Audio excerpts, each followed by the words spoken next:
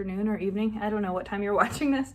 I'm very excited to be here today because I've been working on some new patterns for my pattern shop, and I always make video walkthroughs of all of my patterns as they go live. So today I'm going to show you how to make my newest pattern, which is this cute doll sleep tight collection. We have her nightgown, her slippers, and a cute sleep mask. So we're going to walk through all of these things today. So even if you're a beginner, you can buy this pattern and learn how to make it. I really tried to make all my patterns beginner friendly. This one's probably more on the approaching intermediate side, but that's why I make the videos, so that if there's any part you feel stuck on or your skills have not been tested in that area yet, you can watch the video and learn. So before we start, be sure and subscribe. First things first. Leave me a comment if you want to see more of this kind of thing in my pattern shop. And you'll need to go over to the pattern shop and buy the pattern. So it's called the Sleep Tight collection, and I will link it to my shop or my Etsy shop below. So let's get started. Okay, the things you're gonna need besides your pattern, these are my prototypes, so they look a little primitive, but yours will look fancy and they'll have words and everything on them.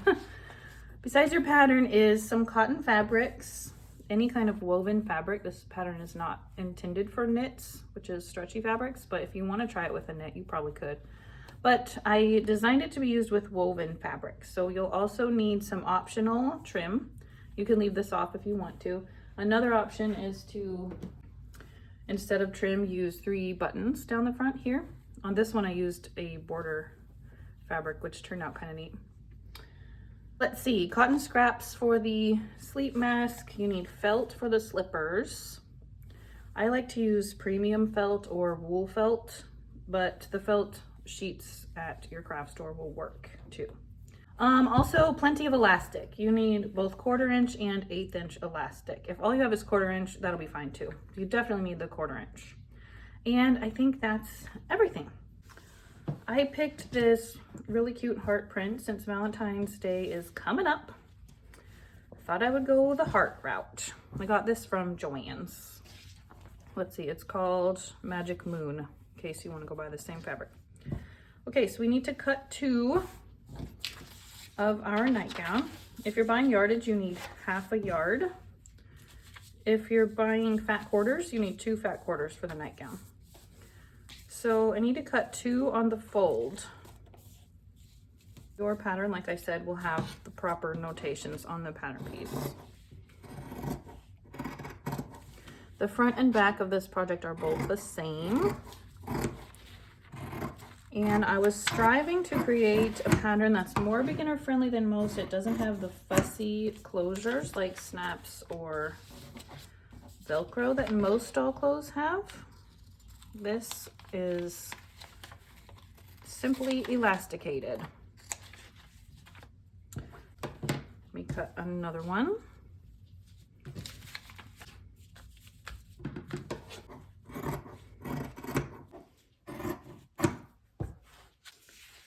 Okay, here's my 2 nightgown pieces. I'm gonna set those over here and cut my sleeves.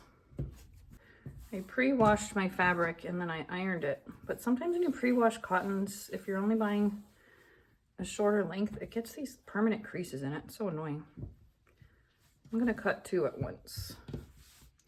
These are also cut on the fold. Sometimes I have to make the pattern pieces creatively so that they fit on the printable sheet of paper. I just noticed my hearts are directional. I got very lucky in cutting out the fronts because I was not paying any attention, but I almost cut the sleeves upside down.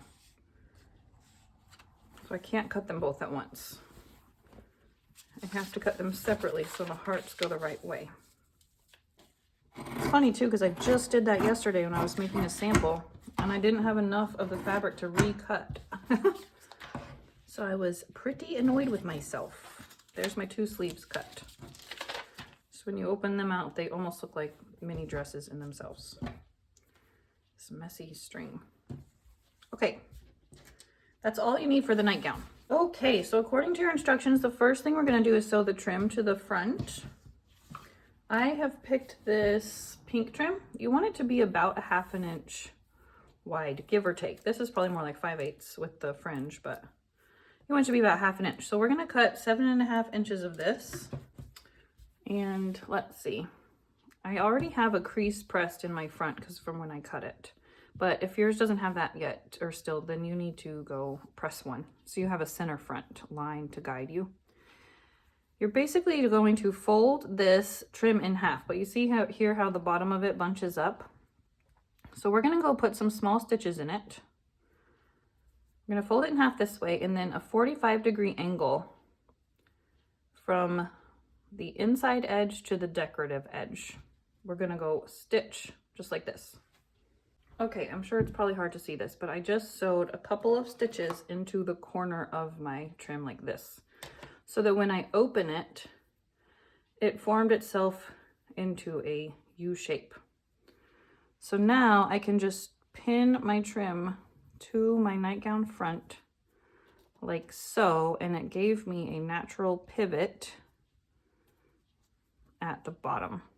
It's not perfect, but it's going to work just fine.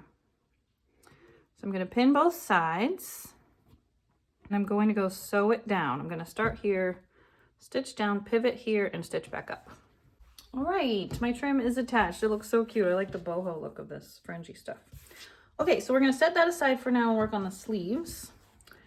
You always want to finish your edges somehow so you prevent raveling from the seams on the inside of your doll clothes. Of course, I've made plenty of doll clothes when my girls were small that I didn't even bother finishing the seams at all. And honestly, they've held up fine, but I prefer to finish them when I have time. So I'm gonna go serge mine, but you could also use a zigzag stitch on your sewing machine. Okay, I finished my edges and I went ahead and pressed up 3/8 of an inch for my hem. Doll clothes go together a little bit differently than people clothes because they're so small. So on an adult size shirt, you would sew the sleeve and then hem it so you didn't have anything raw here. But doll clothes are too small for that. So this is just one technique that is different about doll clothes. I've actually written an entire blog post about sewing doll clothes and tips and techniques like that one. So if you're interested in that, I will post that link below. But for now, I'm gonna go ahead and go hem in a 1/4 inch seam. Okay, I'm just demonstrating on one sleeve, but you're gonna make both sleeves the same. So you're going to cut a piece of this 1/8 inch elastic, 4 inches long. Because this part can seem fussy if you've never done it before, because you have to make this elastic stretch across here as you stitch it, I'm gonna actually make the rare decision to take you over to my sewing machine and demonstrate how I get it so that you don't lose this end when you let it go. So we're gonna sew this on 3/4 inch from your hem. And if you need to go press a line or if you want to mark a line, that's fine, but I'm just gonna eyeball it. Okay, here's how I attach this 4-inch piece of elastic to my doll sleeve. Hopefully I can do this without bumping the camera. The first thing is to secure the elastic before you start stretching it. So I place it at the end, sew a few stitches into it, and back stitch it into place. Then I start stretching it. And I just sew it right along. Once I get about halfway, I stretch it all the way to the end to make sure I'm stretching it enough.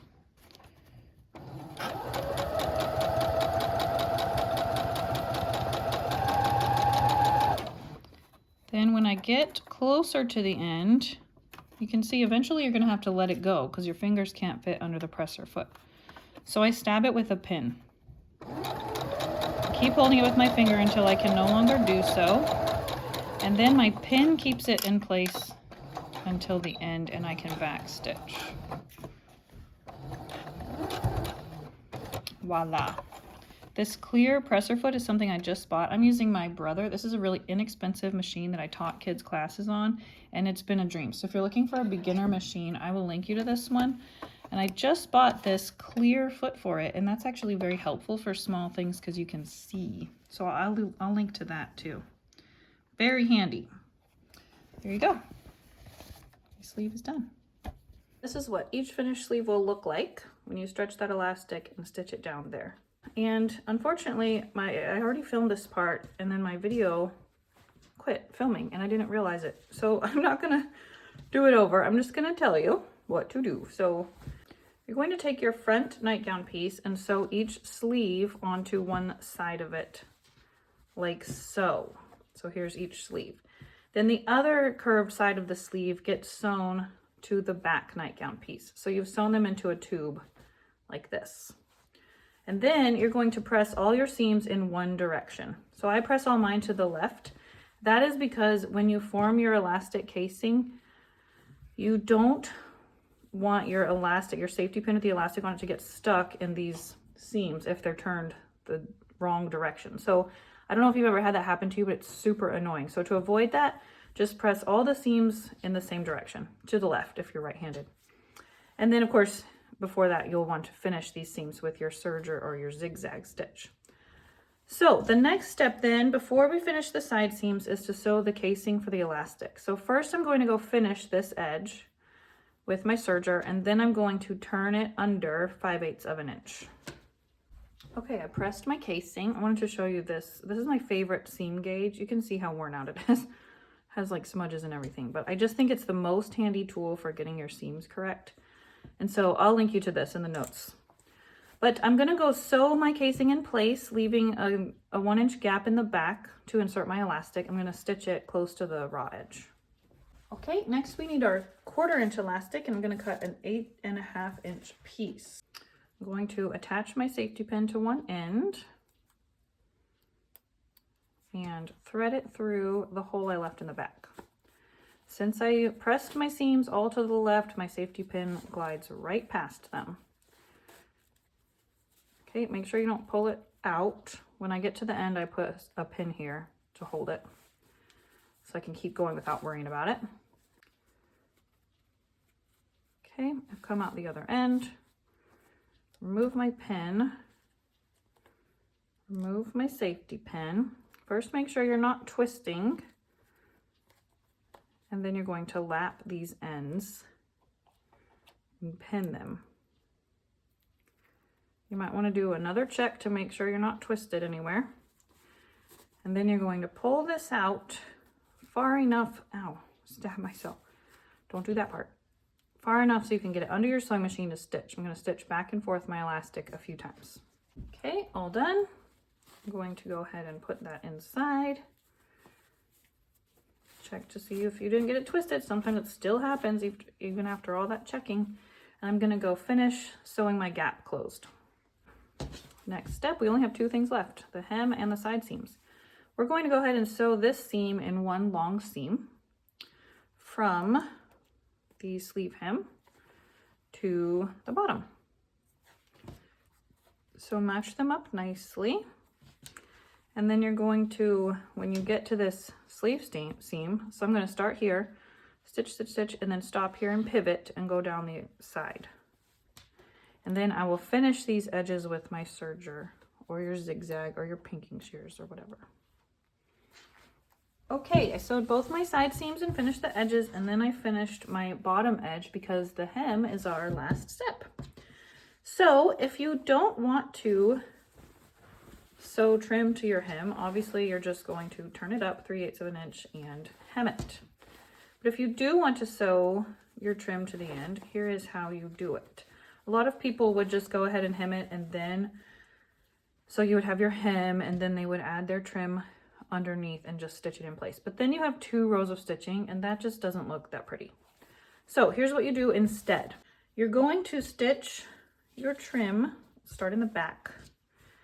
You're going to place your trim right side down, and you're going to put the pretty side facing the nightgown, because when you stitch this in place and then you turn your hem, it will poke out from the bottom and look really pretty. So I want to place my trim here. So I want to stitch my trim like right here because I want only the fringe to show and not much of this trim. So I want to stitch it here. So I'm going to place that on 3/8 inch mark from my hemline. So if you need to go press your hem in place first and open it out and then place your trim along it to stitch it on, do that. But I'm just going to go stitch mine on right along the edge of it. Okay, here is my trim stitched on. At the end, I lapped the ends of it so that there's no gap there. And now I'm going to go ahead and just turn my hem under and stitch a 1/4 inch from my edge. Okay, I have found a doll who needs a nightgown to put this one on. Look how cute my little trim turned out. This will look pretty on her. This is an Our Generation girl. They're the ones from Target. I don't have an actual American Girl doll. These clothes will fit them too. I actually have 3 different brands of dolls, and I have tried these clothes on all of them, and they all fit great. So any 18-inch doll. My blonde one is the new Disney I Love You dolls, the Illy dolls they were called, I think. So she's so pretty. She is the one inspired by Ariel. And then she, I believe, is a Journey girl. I can't remember now. I'll have to ask Layla. Okay, look, it fits her so cute. All right, I hope you all found that easy. Next up is the sleep mask. So let me get some scraps and pieces cut out for that. For your sleep mask, I already cut out my pieces. You're going to need to cut one of each of your front and back pieces. So your main fabric and your lining. And then you're also going to need just a piece of flannel or a scrap of flannel. It can be printed as long as it doesn't show through. I like to use flannel for the underlining or interlining, you would call it, just to give it some substance without making it fat like batting would. So that's why I choose flannel. I use flannel a lot for little projects, you've probably noticed. So I just keep this, I always keep a piece of solid flannel around. Oh, you also need to cut a strip that's 14 inches by 1.5 inches. There's no pattern piece for this on the pattern, you just need to cut it. Okay, so the first thing you're gonna do is baste your front piece to your flannel piece at 1/8 of an inch. So I've stitched my interlining to my main piece. Next thing I need to do is prepare the elastic strip. I really think it looks so cute with the elastic cover, so that's why we cut the strip, but it is optional. So if you'd rather just use the white elastic, or if you have any decorative elastic, like I have this gold sparkly elastic that I cut off of a bra, I think, of some kind. I just thought it was pretty, so I kept it. So I harvested the bra for parts, and you could just use that too. But I think this cover is cool, and in case you want to make it, I'm going to show you how. So you're going to fold this strip in half, and you're going to go stitch a seam into it, a scant 1/4 inch from the raw edge. Okay, now you need to turn this right side out. I have this handy turning tool. If you do not have a handy turning tool, you just need to use a safety pin, attach it to one end, and then work the safety pin down through the tube. It can take some time and some patience, but you can do it. But I'm not going to do that. I'm going to use my fast turn. I will link to this. It's one of my most used tools in my sewing room. By far, it saves a huge amount of time. You just put the tube over the fast turn tube, insert this, twist the little end until it grabs your fabric, and then pull it through. Presto. And then untwist the end. Very handy. It comes with 6 sizes. I think it comes with 6, but my kids broke the tiniest one when they were little, so. But otherwise, I've had this for probably 18 years, and I've never had to replace it. And I've used it and used it and used it. So I will link you to that handy tool. It will save you so much time. Okay, let me go press that flat. You didn't notice, yes, my hearts are sideways because I didn't have enough to cut them the right way. Okay, now we're going to thread our elastic through the tube. Attach a safety pin. Start at one end. And work it through. Whoops. Ah, I lost the end. Okay, let me secure this end so I don't lose it again.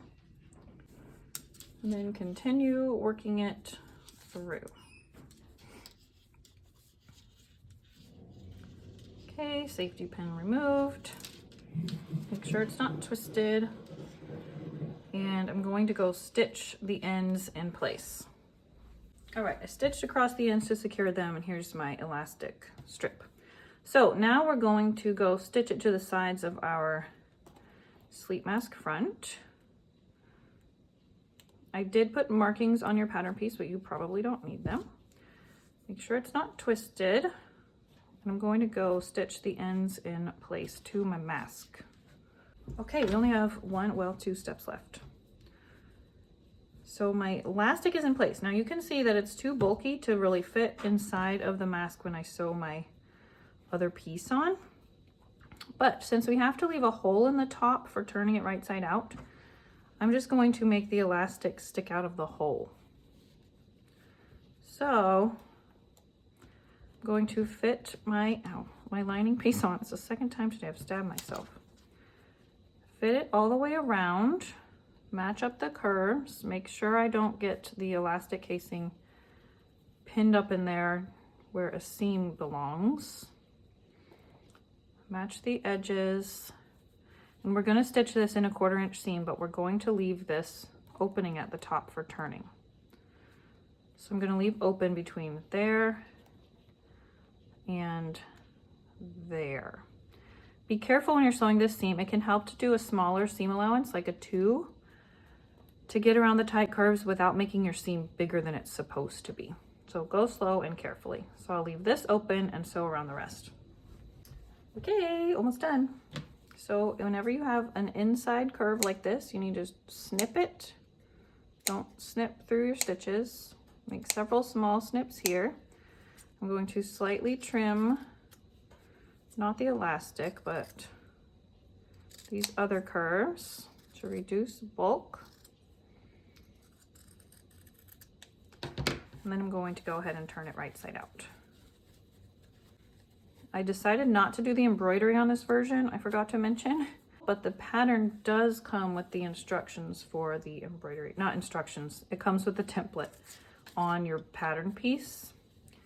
But if you do need help with the embroidery, you can refer to the Phoebe Ragdoll pattern where I demonstrate the embroidery for the face.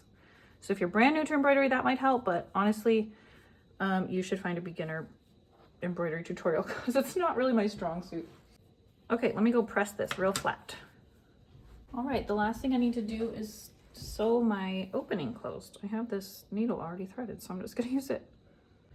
I'm gonna try to do this as invisibly as I can so that the mask can be reversed. Hope this thread is long enough. I never learned that lesson.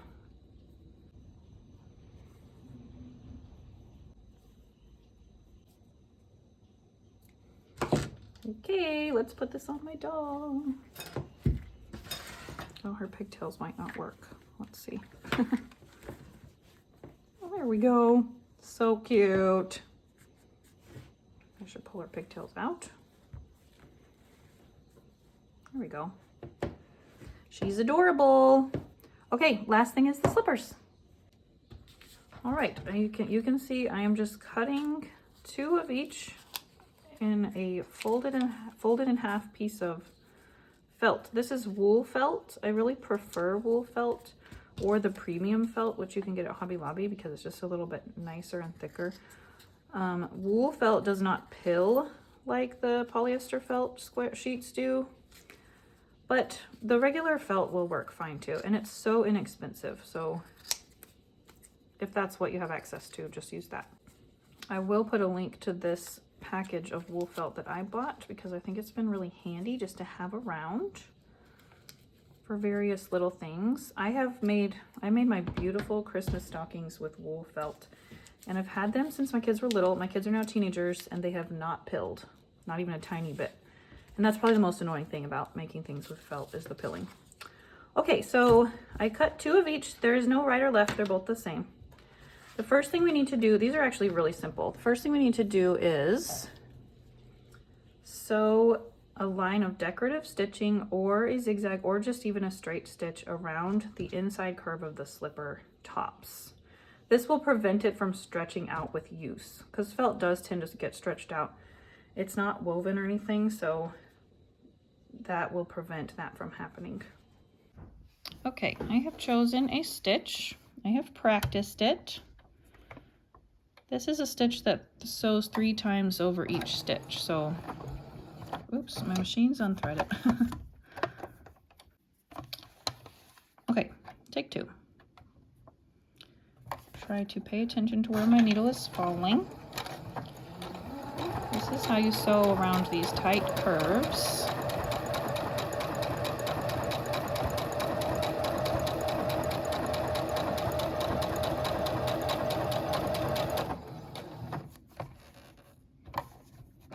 Always pivot with your needle down. This machine is very quiet too. This is another good reason I'm using it for a video.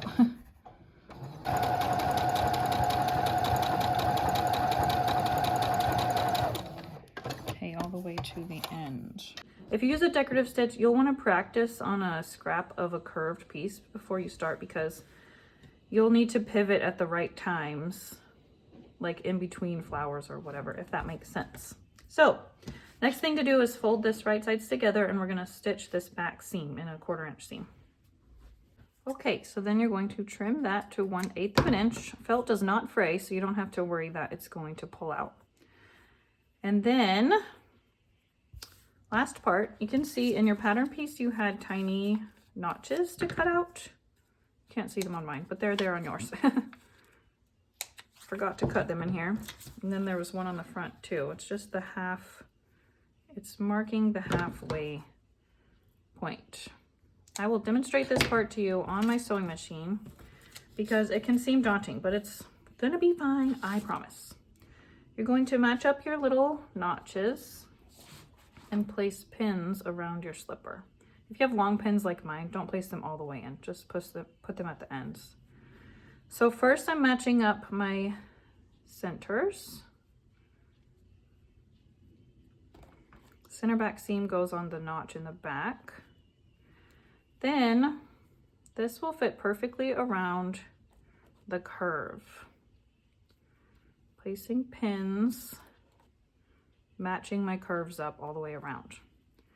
You're going to go sew this. The only sticky part is the back where there's some bulk. So I will demonstrate how I get past that bulk. Okay, I'm going to start on one side. Back stitch. You can see over here in the bulk of the shoe I do have tucks, but the tucks are not over here where my needle is going to hit. So it's okay. You can see my edges aren't quite lined up right here, so I'm going to realign them. Pull the tucks out of the way. Just make sure that your needle's not running over any tucked pieces. Keep the tucks to the left of your needle. Follow these curves around. Lift up and adjust if you need to. Okay, here we come to the heel.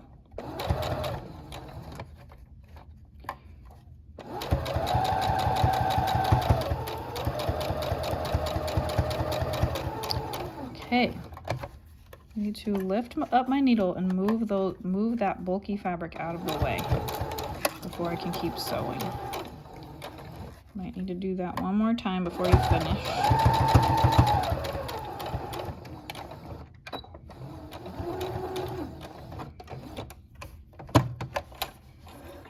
Okay, looky there. No tucks, no holes. So now we're just going to trim it slightly if necessary. If your seam got a little bigger in places, trim that, and then carefully turn it right side out. It's easiest to start with the heel and then push out the toe. I thought it'd be really cute to attach a little pom-pom here on the front, but I don't have any, so I should go buy some. An excuse to go to the craft store. Okay, I still need to make my other one, of course, but let's try it on her foot. Looky there, so cute. She's done. Well, I still need to go make the other slipper.